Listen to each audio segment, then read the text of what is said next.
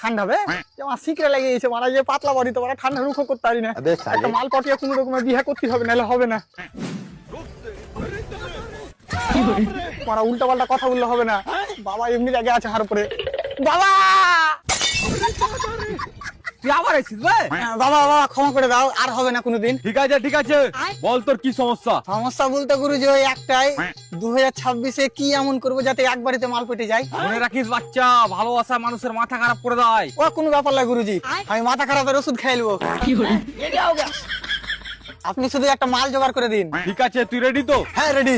সর্বপ্রথমে মেয়েটার কাছে যা। হ্যাঁ হ্যাঁ ঠিক আছে, তারপর ওর নিঃশ্বাস অনুভব কর।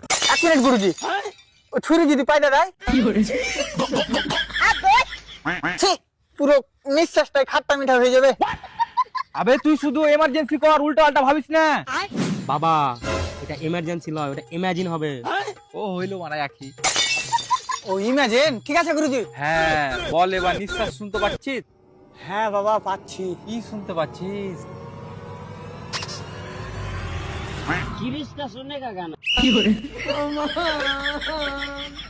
শুনবে বাবা? তোর কপালে কিল দিব বে।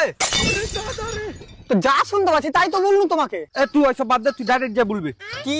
আমি তোমার ভালোবাসার রোগী। ভালোবাসা? না গুরুজি, আমি জন্ডিসের রোগী।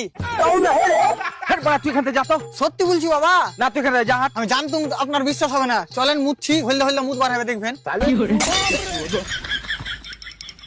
আবে তুই 2026 কি 2050 মাল পরে দাঁড়িয়ে না শালা।